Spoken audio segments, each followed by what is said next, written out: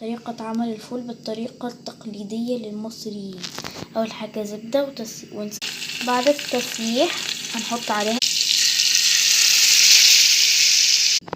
بعد كده هقولك البهارات اللي هتحطيها لو لسه مدمساها: معلقة ملح، معلقة كمون، ربع كوباية فلفل أسمر، وهنحط البهارات كاملة وهنقلب. معلقة زيت كده بالظبط ونقلب. دلوقتي هنحط طبعا بقى الطحينة والزيت زيتون. دلوقتي هنحط الطحينة فقط، ما تحطوش زيت زيتون غير في الاخر خالص، يا اما اصلا مش هنحط زيت زيتون عادي.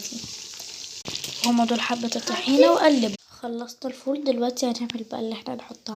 هنجيب اي حاجة والنية ان احنا هنسيح زبدة. الزبدة اهي وهنحطها على وش وبس. يبقى احلى سحور.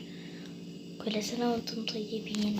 بس باي.